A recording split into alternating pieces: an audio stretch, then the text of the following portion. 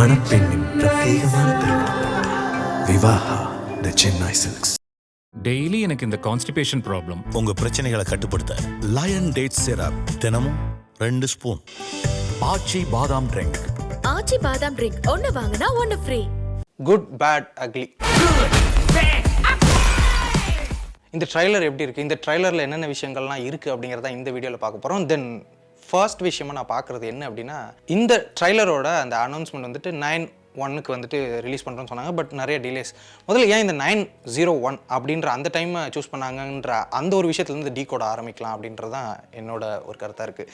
அதாவது வந்துட்டு துபாயில் ரேசிங் பண்ணிருந்தார்ல அஜித் அவர்கள், அதில் வந்துட்டு அவருடைய கார் நம்பர் என்ன அப்படின்னா 901. ஸோ அதே டைமுக்கே வந்துட்டு அந்த நம்பருக்கே வந்துட்டு நம்ம ட்ரைலரையும் ரிலீஸ் பண்ணலான்னு இவங்க ஐடியா எடுத்துக்கிட்டாங்களா என்னன்னு தெரில. ஸோ அதனால தான் இந்த ட்ரைலரை 9/01 ரிலீஸ் பண்ணணும்னு அவங்க நினச்சிருக்காங்க. But due to some technical defaults இந்த ட்ரைலர் வந்துட்டு கொஞ்சம் தள்ளி ரிலீஸ் ஆகிருக்கு. தென் இந்த ட்ரைலருக்குள்ளே போவோம்.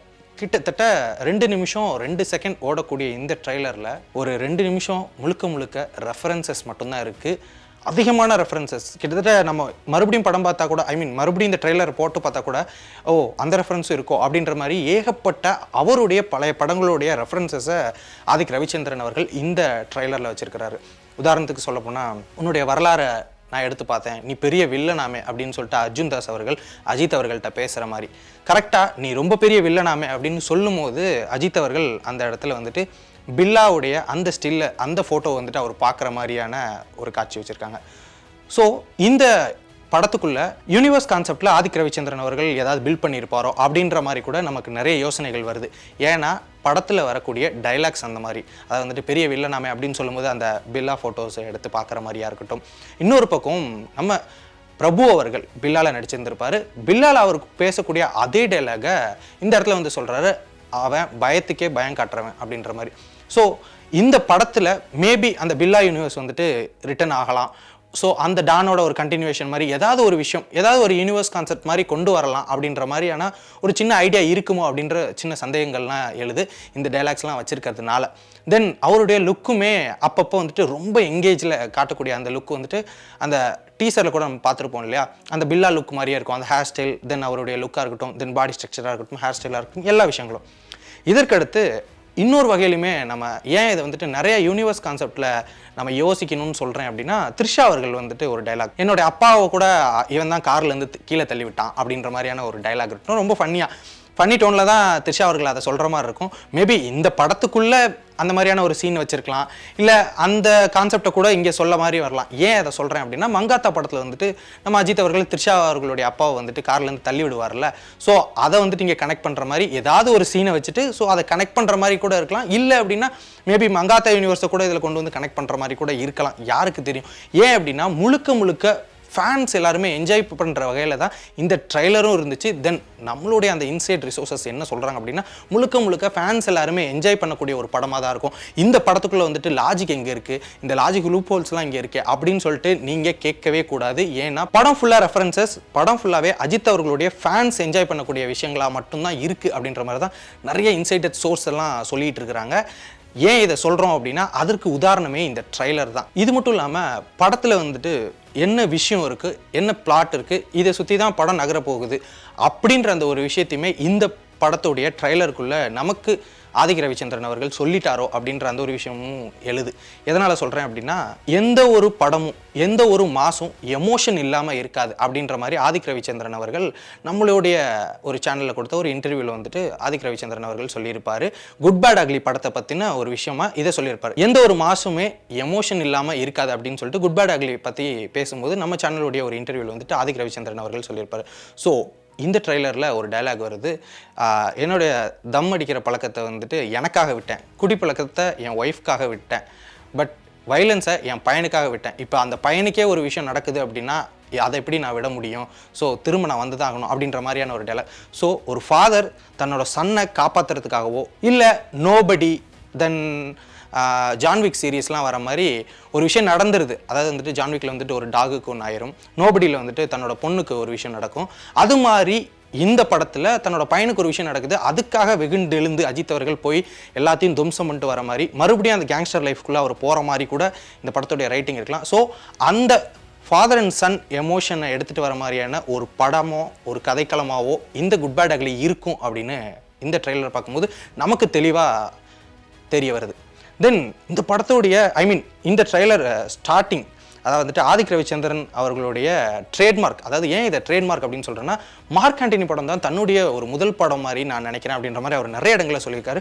ஸோ மார்க் ஆண்டனி படத்தில் வந்து அவர் என்ன பண்ணியிருப்பாருன்னா நிறைய இடங்களில் அந்த ரெட்ரோ சாங்ஸை வச்சிருப்பார். அதே மாதிரியே ஒத்த ரூபாயும் தாரேன் அப்படின்னு சொல்லிட்டு அந்த குஷ்பு அவர்கள் ஆடுவாங்கள்ல, அந்த பழைய பாட்டு இளையராஜா அவர்களுடைய பாட்டை வந்துட்டு, அதாவது வந்துட்டு அது கிராமப்புறங்களில் வரக்கூடிய ஒரு பாட்டாக இருக்கட்டும், அது வந்துட்டு ஒரு காஸ்ட்லியாக ஒரு ராயலாக இருக்கக்கூடிய ஒரு ஷிப்பில் வந்துட்டு அதை ஒரு பிளேஸ் பண்ணியிருக்க மாதிரியான ஒரு சீக்வன்ஸ் காட்டுறாங்க. அதுவே ரொம்ப வித்தியாசமாக இருந்தது. தென் அந்த சாங்கை இந்த இடத்துல பிளேஸ் பண்ணதுக்கு, ஸோ அந்த மாதிரியான ஒரு ரெட்ரோ சாங்கில் ஆரம்பிக்குது இந்த ட்ரெய்லர் முழுக்கவே இந்த ரெட்ரோ சாங் பிளேஸ் ஆகிட்டே இருக்குது. ஸோ அது ரொம்பவும் ஆப்டாக இருந்திருக்கு அப்படின்னு கூட சொல்லலாம். தென் இந்த ட்ரெய்லருடைய ஒரு டைமிங், அதாவது வந்துட்டு 1 நிமிஷம் 14 செகண்டில் பாஸ் பண்ணி பார்த்தீங்க அப்படின்னா தெரியும். அதில் வந்துட்டு அஜித் அவர்களோட சேர்ந்து இன்னொருத்தர் ஷூட் பண்ணுற மாதிரியான ஒரு டாப் ஆங்கிள்லேருந்து ஒரு ஷாட் காட்டியிருப்பாங்க. ஸோ இந்த படத்துக்குள்ளே ஒரு கேமியோ இருக்குது, அந்த கேமியோ வந்துட்டு சர்ப்ரைஸாக வச்சுருக்கோம் அப்படின்ற மாதிரி இந்த படத்தினுடைய டீம் வந்துட்டு முன்னாடிலேருந்து சொல்லிகிட்டே வந்துட்டு இருந்தாங்க. அது யாருன்னு இது பண்ணிட்டு இருக்கும்போது இந்த ட்ரெய்லர் பார்க்கும்போது கிட்டத்தட்ட ஏகப்பட்ட பேர், அர்ஜுன் தாஸ் அவர்கள் பிரசன்னா இருக்காங்க, சுனில் இருக்காங்க அப்படிங்கிறது எல்லாருக்குமே தெரியும். பட் பிரபு அவர்கள், சிம்ரன் அவர்கள், தென் மலையாளம் ஆக்டர் வந்துட்டு சைன்டாம் சாக்கோ, இவங்கெல்லாம் இருக்காங்க அப்படிங்கிறது இந்த ட்ரெய்லர் பார்க்கும்போது நமக்கே ரொம்ப ரொம்ப ஆச்சரியமாக இருக்குது. தென் மலேசியன் மைக்கேல் ஜாக்சன் சொல்லப்படுற அந்த சிங்கர் வந்துட்டு இதில் வந்துட்டு ஒரு கேமியோ பண்ணியிருக்காரு. இதெல்லாம் தெரிய வந்துருச்சு. இதை தவிர்த்து யார் இவங்க கேமியோன்னு சொல்லிட்டு மறைச்சு வச்சிருக்க போறாங்க அப்படின்னு யோசிக்கும் போது அந்த 1 நிமிஷம் அந்த 14 செகண்ட்ல வரக்கூடிய அந்த ட்ரெய்லர்ல வரக்கூடிய அந்த டைமிங்கை வந்துட்டு நீங்க பாஸ் பண்ணி பார்த்தீங்கன்னா தெரியும். அஜித் அவர்களோட ஒருத்தர் சேர்ந்து இப்படி சுட்டுட்டு இருக்க மாதிரி இருக்கும். ஸோ அந்த கேமியோ ரோலை பண்ணியிருக்கவங்க இவங்க சீக்ரெட்டாக வச்சிருக்கக்கூடிய அந்த ஆக்டர் அந்த ஸ்க்ரீன் டைமிங்கில் வர ஒருத்தராக தான் இருக்குமோ அப்படின்ற மாதிரி கூட நிறைய பேர் வந்துட்டு பேசிகிட்டு இருக்காங்க. இந்த ட்ரெய்லரில் எனக்கு ரொம்ப ரொம்ப பிடிச்சிருந்த விஷயம் என்ன அப்படின்னா ஸ்டன்ட் சீக்வன்சஸ் யார் பண்ணியிருக்காங்க அப்படின்னா சுப்ரீம் சுந்தர் அண்ட் கலோயின் வார்னிச்சாரோ அப்படின்ற ஒரு பல்கேரியன் ஸ்டன்ட் கோரியோகிராஃபர் தான் பண்ணியிருக்காரு. அவர் வந்துட்டு டாம் க்ரூஸ் நடித்த மிஷன் இம்பாசிபிளாக இருக்கட்டும், தென் ஒரு ஜேம்ஸ் பாண்ட் சீரிஸ் கூட அவர் பண்ணியிருக்காரு. ஸோ இந்த மாதிரி 200 படங்களுக்கும் மேலே ஹாலிவுட் படங்கள் ஒர்க் பண்ணியிருந்த அந்த கலோயின் வார்னிச்சாரோ தான் இங்கே இந்த குட் பேட் அக்லி படத்துக்கு அந்த stun sequences supreme Sundar master பண்ணது அல்லாதது இருக்க சில ஸ்டன் சீக்வன்சஸ் மோஸ்ட்லி அவர் அந்த கார் சீக்வன்சஸ் எல்லாம் அவர் தான் பண்ணியிருப்பாரோ என்னவோ அப்படின்ற மாதிரி கூட நிறைய பேர் பேசிகிட்டு இருக்காங்க.